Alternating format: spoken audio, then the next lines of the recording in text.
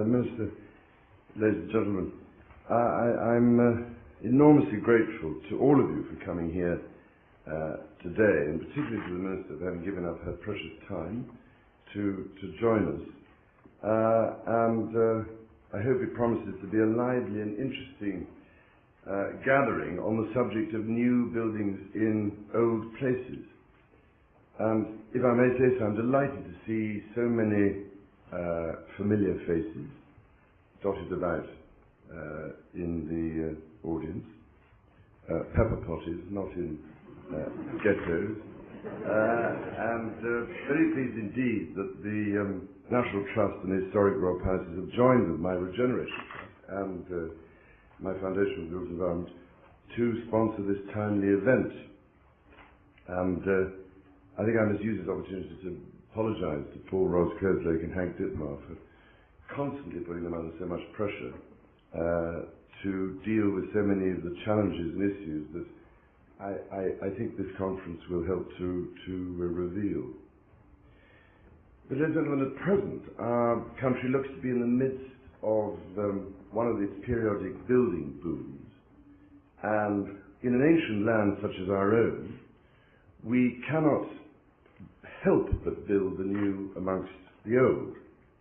I can only think of 2 times in our history where it was proposed to build homes, workplaces and shops on such a massive scale.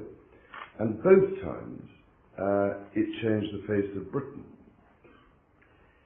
And I'm thinking of the Victorian era, when our predecessors built the face of the cities of industrial England, and of the post-war period through to the end of the 1960s, when there was a rush to rebuild, knocking down much that was old in the process. In the first case, although there were the inevitable mistakes made, much that was built was of enduring value, and at least acknowledged the historical patterns and identity of past generations. In the second, every time-tested principle and all reference to an accumulated inheritance in the grammar, if you like, of architecture and building was simply thrown out of the window. And we have been living with the consequences of this enormously risky experiment ever since. And the gigantic experiment still goes on, with the same mistakes being repeated, and with yet further consequences for people's lives and for the long-term future of this planet.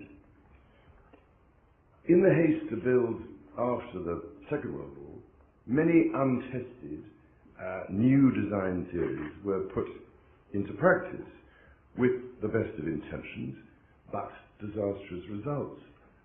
And I'm thinking particularly of the brave new world of housing estates, the system built, deck access variety, and the tower block, which quickly became sink estates all across the country, unloved and relentlessly, depressingly ugly, with endless wasted acres of public open space and a dearth of private space. I know because I spent a lot of time in the 1980s trying to see what I could do, or little I could do, to tackle the problems of the inner city. But many of these places have been torn down after only 20 to 30 years of use.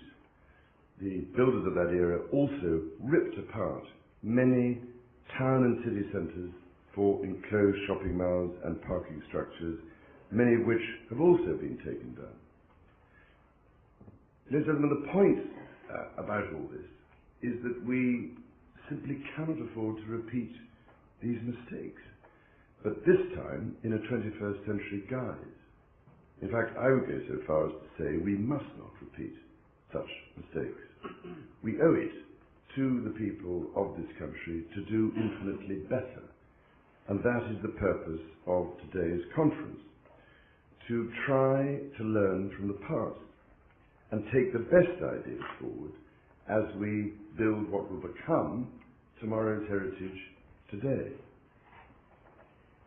Now, our current plans call for building 3 million new homes by 2020, which you all know better than I, which amounts to 240,000 new houses each year, at a time when the house builders currently only put up 185,000 houses per annum. And if that doesn't seem like a challenge, the National Housing Planning and Advice Unit has said that 270,000 houses need to be built each year, arguing for a total by 2016 of 3.25 million. Such ambitious housing targets will impact both the countryside and our cities, our towns and suburbs, and groups ranging from the National Trust to the Campaign to Protect Rural England have most understandably expressed deep concern about the potential consequences.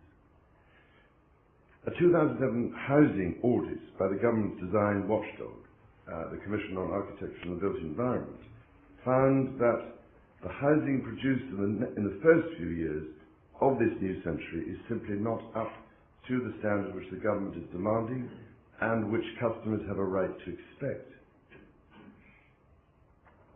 Requirements to build on brownfield land and an appropriate concern about building at densities that support public transport and mixed use means that much of the new housing is being built within existing built-up areas and provided in the form of flats in residential towers of 9 to 20 stories. These towers are, we find, generally opposed by local residents, but loved by buy-to-let investors and planners to add a bit of the wow factor to their suburb or town. I therefore hope very much that this conference will address the issue of building housing at greater densities in a way that is harmonious with town and cityscapes, with the existing heritage, and with the needs and desires of local residents. Ladies and gentlemen, we have endured for far too long, I think, the prevailing lack of courtesy within the public realm, and the time has come to reinvent good manners in the way we build. We should surely be asking whether it is a natural prerequisite of being modern to display bad manners. Is it being modern, for instance, to vandalize the few remaining, relatively unspoiled, beautiful areas of our cities, any more than it would be modern to mug defenseless elderly people? Can it not be modern to do to others as you would have them do to you? That's the question. Now, ever since I so rashly decided to get involved with these issues by writing A Vision of Britain, I've been working on a series of principles of building better places. Together with my foundation, the Duchy of Cornwall, I've been trying to put these principles into practice at Poundbury and other smaller sites, although not without a bit of difficulty here and there. So now, taking advantage of the fact that I am very nearly 60 years old, I would like to share a few thoughts with you about the ways that we can build new buildings in old places, distilled from nearly 20 years of all this experience. Now, it seems to me that the following ideas might conceivably be worth following up. First of all, recognition that sustainability actually means building for the long term, 100 years rather than 20 years. Secondly, because of this, it is worth building in an adaptable and flexible manner, reassessing and reusing existing buildings wherever possible. Thirdly, it is worth building in a manner that fits the place in terms of materials used, proportion and layouts and climate, ecology and building practices. Fourthly, it is worth building beautifully in a manner that builds upon tradition, evolving it in response to present challenges and utilizing present-day resources and techniques.